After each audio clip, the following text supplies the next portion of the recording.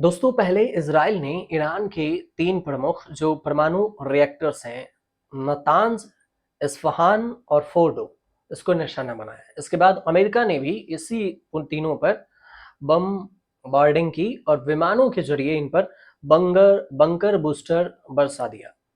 इसके बाद अमेरिका ने दावा किया कि इसने इन तीनों जो परमाणु षड्यंत्र है उसको तबाह कर दिया। यह सुविधा बहुत ही ज्यादा मजबूत और ज्यादातर भूमिगत रही है। अब नतान्ज की बात करें तो नतान्ज और फोर्डो ईरान के यूरेनियम जो संवर्धन है उसका स्थल है, मतलब यूरेनियम का स्टोर है।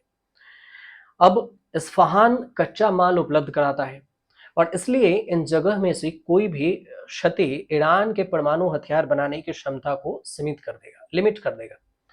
लेकिन यूरेनियम का जो स्टोर है वास्तव में क्या है और ये चिंता की वजह क्यों है कि यूरेनियम को चिंता करने के लिए, तो ये समझने के लिए यूरेनियम को संवर्धित करना, स्टोर करने के जो अर्थ हैं उसको समझना जरूरी है। और उसके लिए यूरेनियम आइसोटोप्स को आइसोटोप्स और परमाणु के जो एटम्स हैं उसको समझना जरूरी है।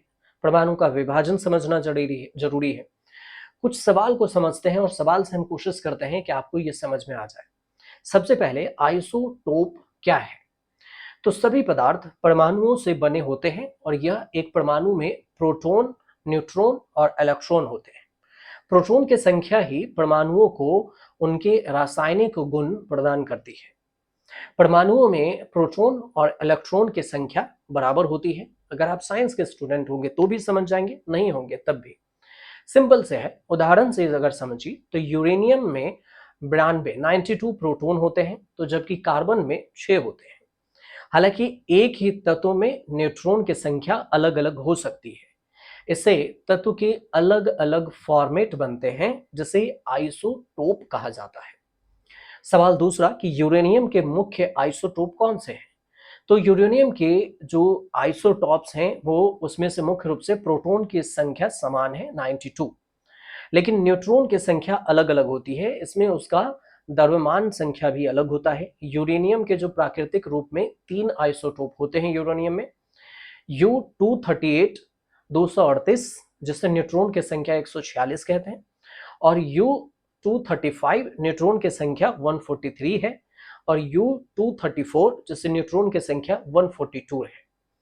अब सवाल ये भी है कि यूरेनियम के इन आइसोटोप में किसका विघटन है, मिला हुआ हो सकता है, कौन सा परमाणु रिएक्टर में काम करता है? तो इसमें सबसे ज्यादा मात्रा में U-238 पाया जाता है जिसका द्रव्यमान संख्या 238 है।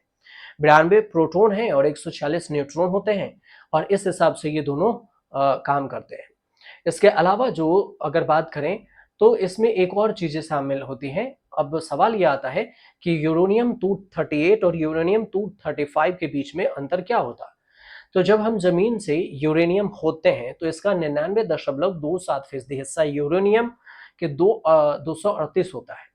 इसमें से 92 प्रोटॉन होते हैं, 146 न्यूट्रॉन, और इसका केवल 0.72% हिस्सा यूरेनियम 235 होता है, और इसमें 92 प्रोटॉन होते हैं जिसमें 143 न्यूट्रॉन होते हैं, बाकी के 0.01% अन्य आइसोटोप होते हैं।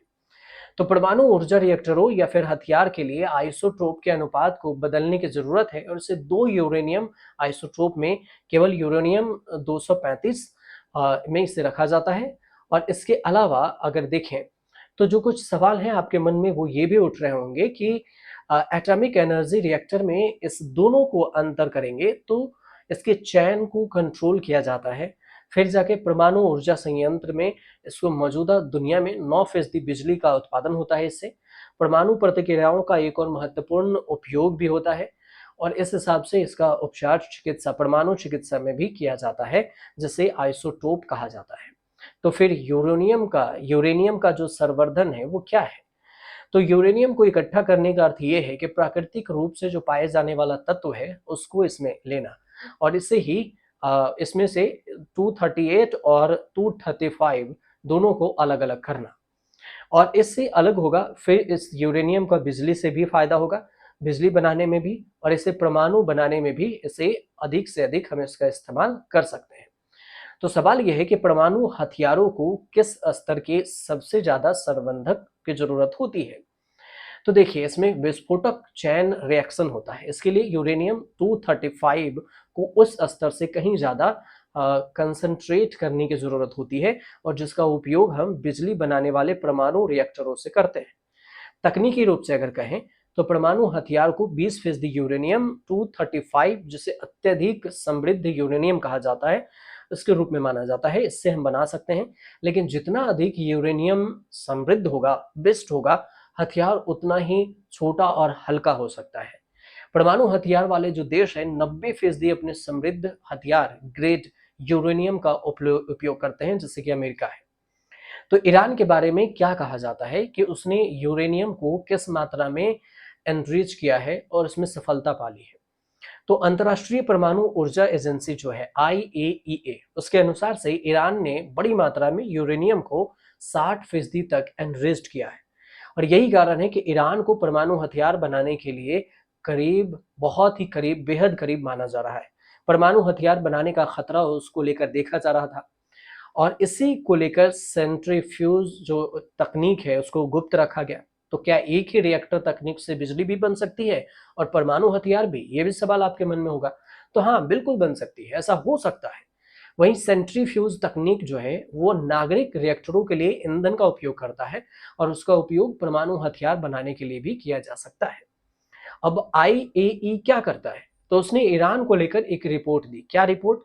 तो रिपोर्ट ये दी कि परमाणु सुविधाओं की निगरानी करता है ये IAEA, ताकि यह सुनिश्चित किया जा सके कि देश वैश्विक परमाणु अप्रसार संधि में जो निर्धारित है उसका नियम का पालन करे। ईरान का कहना है कि वह केवल शांतिपूर्ण उद्देश्यों के लिए यूरेनियम का कलेक्शन कर रहा है, संवर्धन कर रहा है। पिछले सप्ताह के अंत में IAEA बोर्ड ने यह फैसला सुनाया कि ईरान संधि के तहत अपने दायित्वों का उल्लंघन कर रहा है, और इसी वजह से ये बवाल हो गया।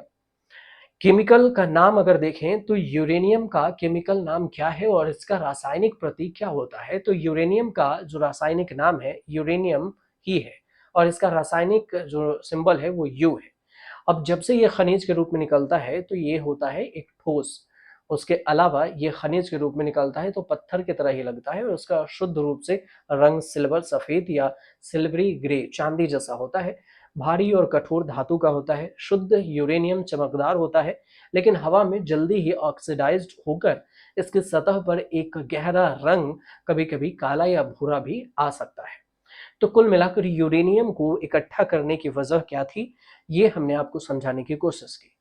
अब इस बीच में यूरेनियम के कलेक्शन से ही जो 60% से ज्यादा यूरेनियम को कलेक्ट कर लिया ईरान, तो इसका मतलब ये है कि ईरान परमाणु बनाएगा, और इसी परमाणु के खतरे से इजराइल डरा हुआ है, और अमेरिका नहीं चाहता कि ईरान परमाणु बनाए, और ईरान परमाणु बनाने की जिद पर अड़ा हुआ है, और इसी वजह से अमेरिका भी इसमें कूदा इजराइल के साथ। बाकी जो ईरान को चेतावनी भी दे दी। तो कुल मिलाकर ये यूरेनियम को लेकर विवाद था। अगर आपको समझ में आया हो तो हमारे चैनल से जरूर जुड़िए, सब्सक्राइब कीजिए, शेयर कीजिए, कमेंट जरूर कीजिए।